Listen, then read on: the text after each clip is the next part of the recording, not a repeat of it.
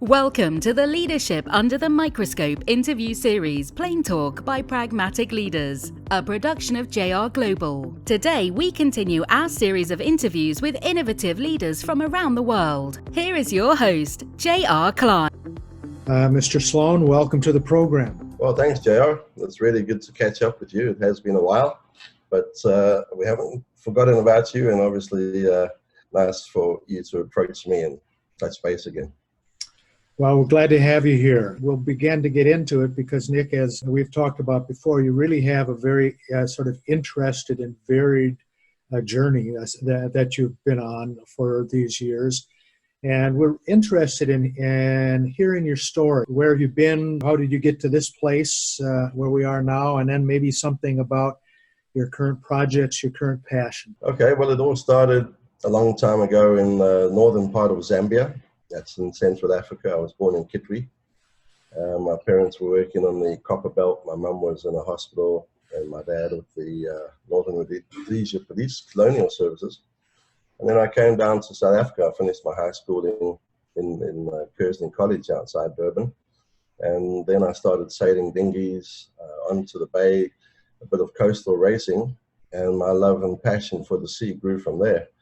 So I joined the SAF Marine, which was our national maritime corporation in 1980. And around about the mid-83, 84, I ended up assisting on some salvage emergency response operations. And then they had a salvage and offshore division, and I ended up being transferred to there. And we ended up doing pipelines, towing oil rigs around the world, and doing emergency response casualty management.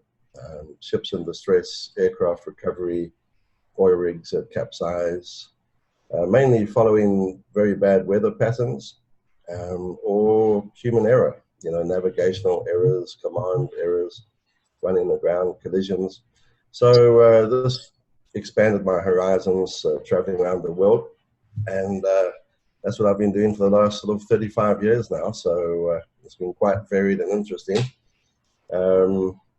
All over the world: Pakistan, Saudi Arabia, China, Australia, Papua New Guinea, all over the Americas, Europe, and obviously one of the big ones was the Costa Concordia off the coast of Italy.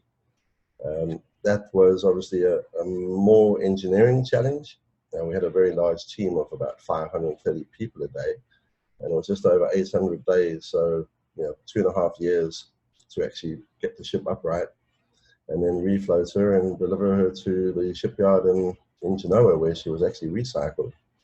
So over the course of these years, I've obviously studied the oceans a lot, oceanography, climatology, seeing how the world's storm patterns are changing, especially with if you look at the hurricanes that hit the Caribbean 2 years ago with, first Harvey, then Irma, Maria. I mean, just 3 of the biggest hurricanes ever, all in one season. And now the last 2 months, we've had the 2 largest hurricanes to hit Mozambique. So certainly they're becoming more intense around the world. The one that hit Mozambique last weekend is the furthest north it's ever hit. So, that population was not expecting it or didn't know really how to prepare for it. Just run and evacuate to the high grounds. They had over 60 inches of rain. It's decimated the countryside. And it's one of the few hopes. It's one of the major gas farms in the world. So it's almost as much gas as Qatar found 30 years ago. And Mozambique certainly needs this type of good luck and good fortune going ahead to just try and uplift and build infrastructure and raise the humanitarian side of the country. We'd like to think it's as easy as just flipping a switch and everything works, but I know there's a lot more to it than that. What do you find in your work to be some of the biggest barriers or the challenges that you have to your leadership? Well, certainly when we come across something, it's normally the worst day of someone's life. A ship having a collision, running aground, being beaten up in a storm, an oil rig capsizing. So for them, it's something that they never wanted to experience in their life. But for us, it's something that we do many times a year. We have teams around the world, and mostly every week we're mobilizing for some new incident somewhere. So when you get there, you're always starting from firstly, can we survive the weather until it moderates? What are the local hostile territories? Do we have any political concerns? We had a couple of vessels that we had to attend to, which were on the border of the Somali pirate zone. We were in Yemen in 2011 when that civil war broke out again. Unfortunately, that's still going on. So those are the areas you have to make sure that you have your team, you have your core team with you. They have to be experienced. They have to want to be there. Some people love it. Some people hate it. They'll join you for one assignment and they never want to come back. It's a bit of an adrenaline junkie. We have our teams are made up of divers, ex-military, firefighting, paramedics, chemists, engineers, naval architects. So we have quite a diverse background in our teams, and each person is sort of has to fit into that team. So it's very important that you identify the right type of people for different teams. Some people prefer the emergency response.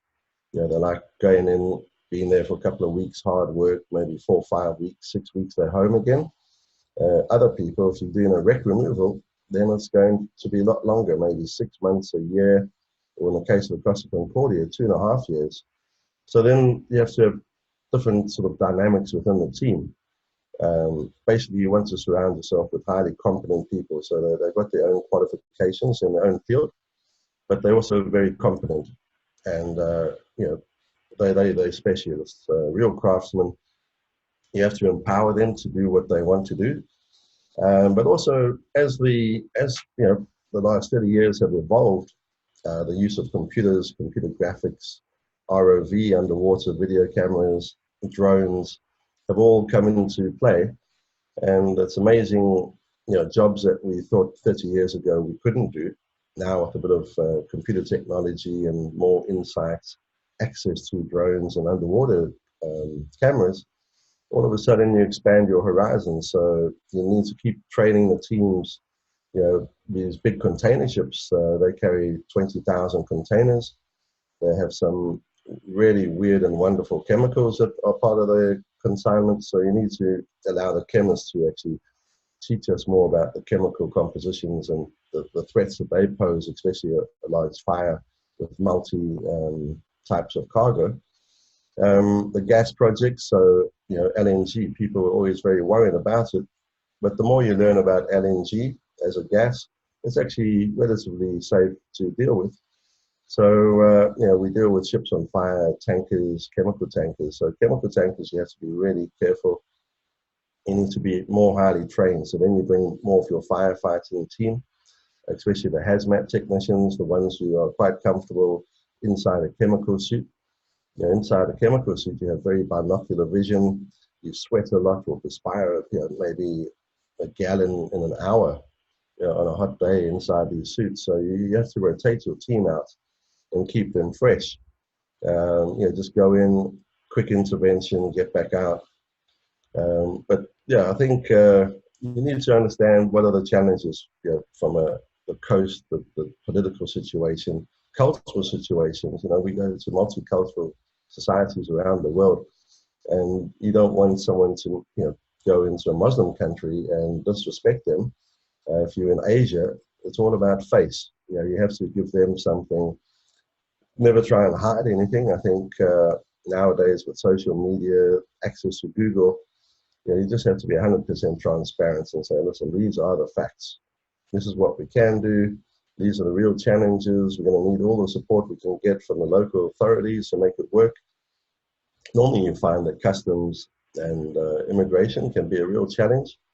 So they invite you in quite quickly, but then to get back out afterwards, once the emergency is over, that can become a lot more difficult. So if you're dealing in India or Brazil, if you take equipment in, sometimes it's just better to leave it there, sell it locally, because it's not going to come out that easily. So, you have to be aware of all these dynamics, apart from just the ship and the weather. You really probably need a pretty specialized team also. Where do you get your labor force? Yeah, it's actually, there's quite a lot of international companies that do this type of operation, but mainly on a very localized regional basis. On a global basis, then there's only a handful, maybe 6 or 7 that do global salvage operations. And some of the people migrate between the companies. But basically, you need people with a background in diving, mariners from the engineers, naval architects, marine chemists, and I guess you have a lot of strange personalities that you're putting together, and you have to understand that you don't treat everyone who has the same challenge the same way. If you're dealing with a chemist who's highly competent in chemistry, he might be out of his depth in the fire itself. So, each person you have to deal in a slightly different manner. But certainly when they are doing their core business, I mean, they are the craftsmen. You have to empower them, give them all the tools that they need to be successful. And then you have to join them. You can't say, I want you to get out that helicopter in a bad weather. You have to go first. And say, listen, I'll go on first and I'll be the last one off. And follow me. And then, I think the team dynamic are extremely important. Yeah. They all have their own egos, but the team comes first. That sounds like a monumental task. No matter how well you do at planning, setting the goals to get things done, if you can't execute, it isn't worth anything. I'm interested in your thinking of how you approach those kinds of situations. You've got all these kinds of diversities. You've got all these folks from different backgrounds and cultures and education. What's the approach that you use as a leader to kind of bring them together? Yeah, that's actually a very interesting point of view, because we had a situation in Saudi Arabia just over 15 years ago, and it was a Dutch, South African, and Asian team. And the Dutch and the South Africans, you can raise your voice and actually sort of have an argument and shout at each other, but you can't do that. When you're dealing with the Asians, you have to be far more polite, explain what the challenges are, give them all the information and maybe more information than they need to try and explain the dynamics of the situation. So we always like to have a morning meeting with the first coffee before you jump in the helicopter or go offshore on the boat. And that's just, to settle everyone's nerves, go over it, that nothing's changed since we went to bed. And then in the evening, we have another meeting, and that's to share all of the information from that day. There's no point in keeping any information secret. The more that the team knows of the challenges, then they come up with different ideas. Sometimes we have no idea how to overcome a particular challenge. And over a coffee in the morning or a beer in the evening, one of the guys says, well, have you thought about this? And all of a sudden you say, wow, that's something that we never thought of, but it's exactly what we need in this situation. So allow everyone to express themselves, keep them focused. So they have to be given the challenge for the day. They all know what the objectives are, that's to save the ship, the rig, recover the aeroplane. So the ultimate goal is known, but the intermediate milestones that you have to achieve to get there, sometimes those are not readily known to all the different parties within the team. And I believe you need to share that information. We can have a meeting with 10 people where only 2 people are actually sharing information. And sometimes people say, well, why did you bring in the others? And you say, well, it's for the good of the whole team. They know what you're doing, and if something comes up in their particular expertise that might impact on you, it's just as well that everyone actually knows what each other's doing. So share information, be completely transparent, but actually, you have to set some targets for the day. It's a challenge. That's why we're there. And we have to meet those challenges. So I hear some basic themes. Very important in that is transparency. Everybody has to have access to the information. Everybody has to be able to understand what's going on. So that has a lot to do with clarity, where every day you're sort of framing what's happening, and people begin to understand what their jobs are and what they have to do and what their goals are for the day. And then the big one that I hear inside of that is inclusivity, that you have to be very sensitive to as a leader, be sensitive to the backgrounds, the frame of reference that people bring to the table, so that you can sort of keep that camaraderie, that teamsmanship together. Is that fair to say? Yeah, 100%, JR. Yeah, they're all competent people with their own skills, but sometimes they're slightly out of their comfort because this is not the global challenge is not their particular skill. So you'll find that once they join a team, everyone's nervous. Every time you get the call, you get nervous. But then you have to look and see what the challenges are, where we're not going to cut corners, especially safety.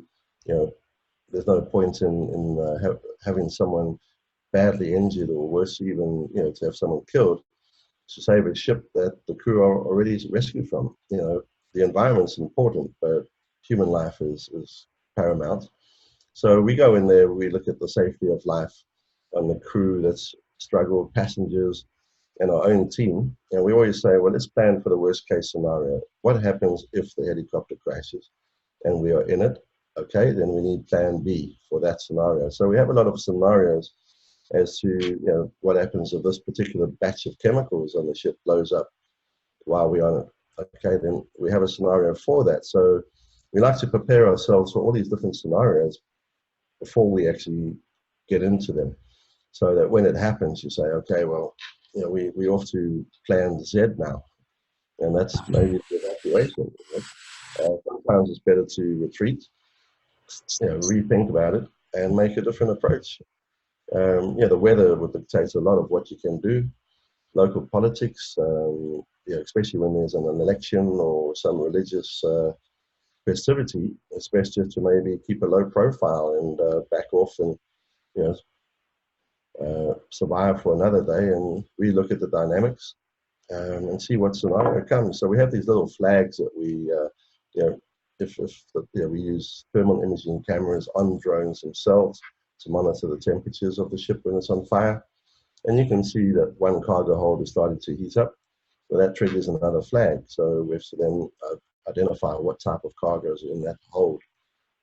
It's all right if it's on a ship with known batches of cargo, but when you get these ultra large container ships with 20,000 containers and 5 to 100 different products per container, we need to identify what's in that cargo hold so that we know how to fight that fire or even smother it and try and stop it from bursting into flames in the first place. So we need to have these scenarios we plan for and dedicate resources to them. If that chopper crashes, we need to have someone that knows, okay, here's a plan, and we respond immediately. You've been at it for a while, 35 plus years, and life is the greatest teacher. Can you talk to us a little bit about what some of the lessons are? Yeah, certainly. My worst experiences have been based on assumptions. So when you make some assumptions, which you simplify the situation, the reality is certainly not that simple, and it comes back to bite you.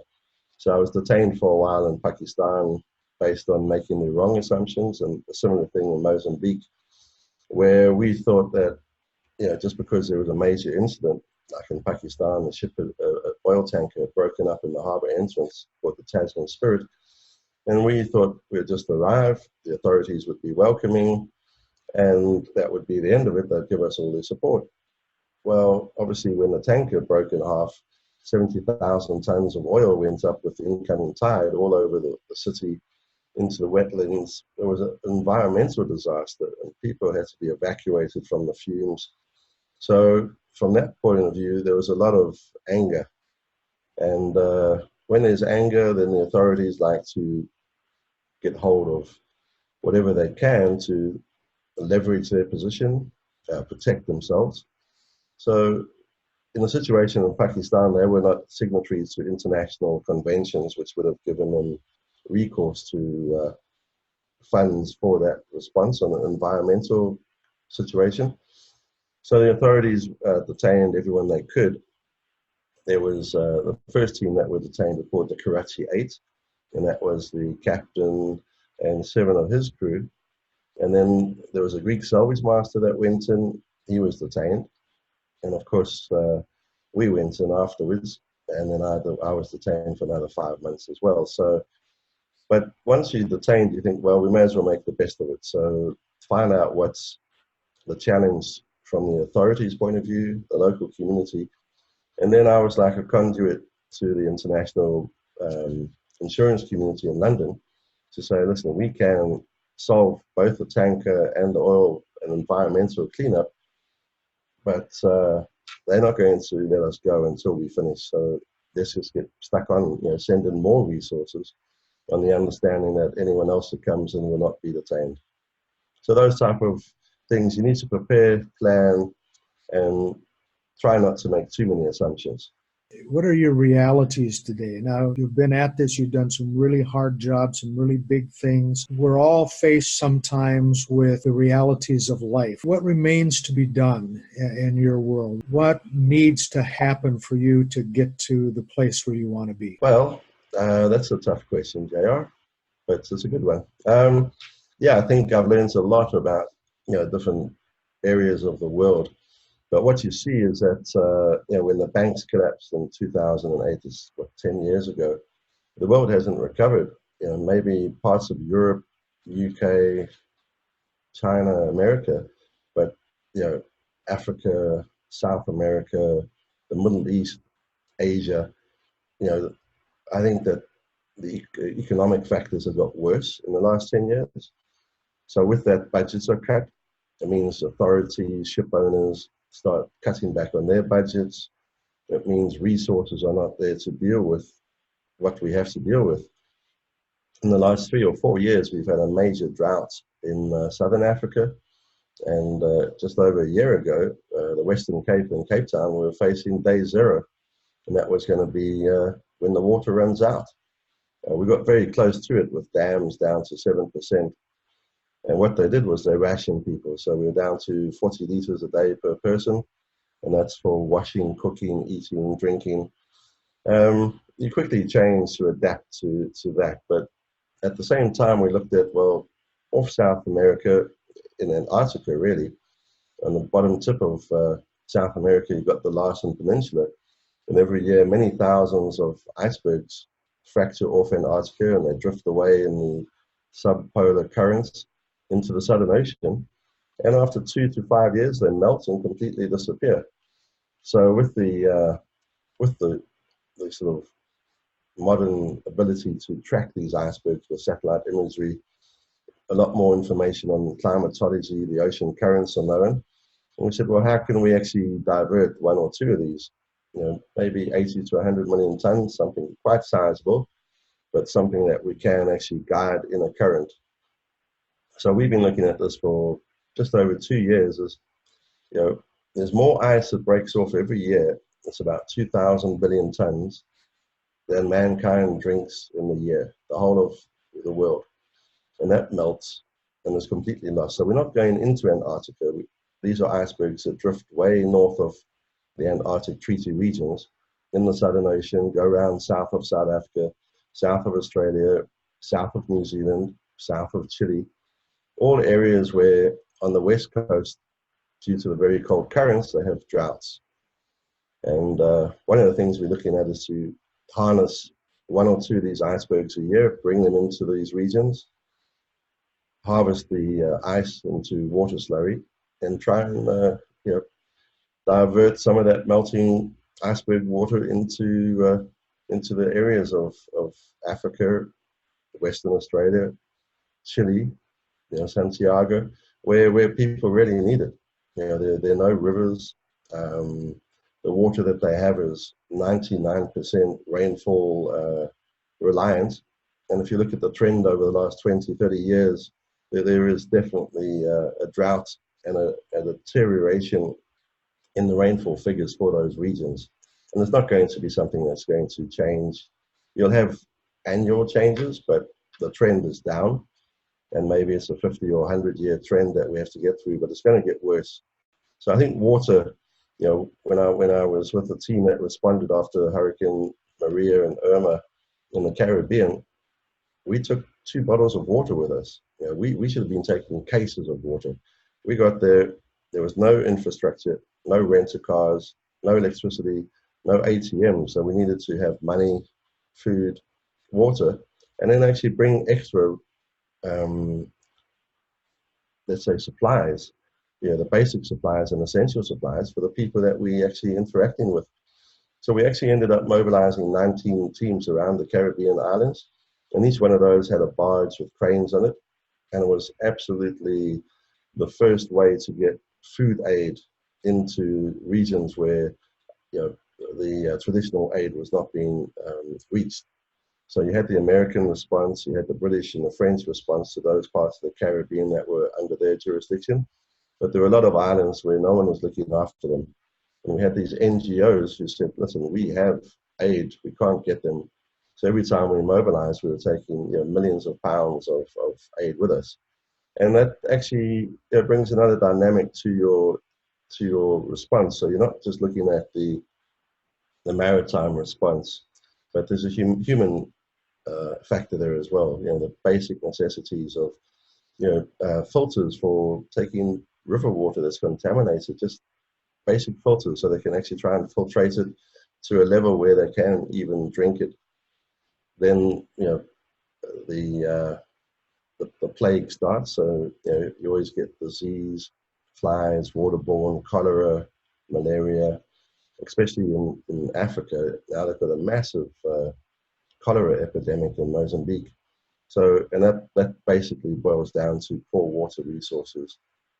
So I think that's changed the dynamics. We do what we do on the maritime sector, but the real challenge is water, fresh supplies. If you look at the earthquake in Haiti, they don't have the resources. Most of Africa, most of South America, most of Asia don't have the resources or the financial capability to respond.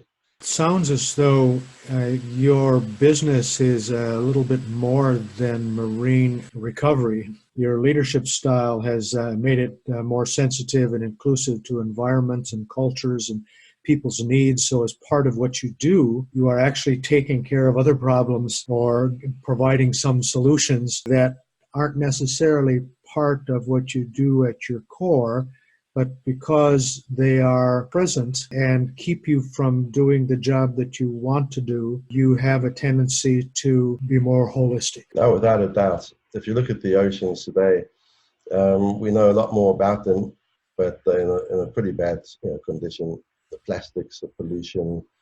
The world is actually in a pretty bad place, and I think every one of us, we're obliged to actually use whatever tools and whatever means we have available to us to do a little bit. And I think if we all do a little bit together, you actually become quite a force. And I think we can't wait. The future of this planet relies on everyone, but anyone who has responsibility or any leadership role, then they have to take that as part of their duties. Nick, this has been informative and very thought-provoking. You've talked about your story. You've talked about your ideas of leading and your challenges and realities. As we come to the close of this session, do you have any final comments that you'd like to make for those who may share some of your issues and ideas? Yeah, I think when I was a kid growing up in Zambia, I was told that I used to daydream a lot. Nowadays, people would say that you're reflecting a lot. So, daydreaming, doesn't matter whether you're daydreaming or reflecting. I think you need to never give up on your dreams. Go out and try it. I never knew that my life would be like it has been, but whenever you have an opportunity, take it and never give up. Just keep on going. Some great comments, some great thinking, and a very, very interesting industry you are in. Nick, we want to thank you for the time that you've given us, for your insight and candidness, and we wish you the best, and we expect that at some point in time we'll see you in a good way on the face of the New York Times or the London Gazette. Well, thanks, Joe. Really appreciate it. It's been a lot of fun talking to you, and actually triggered some of my own thought processes. Just when you contacted me and said you want to do this, we can get this type of technology to educate people around the world in remote locations. Fantastic. Thanks for listening to Plain Talk by Pragmatic Leaders. JR Global specializes in socially responsible business consulting. JR Klein is an Oxford-published author, speaker, and global business consultant. To learn more, visit jrglobal.co.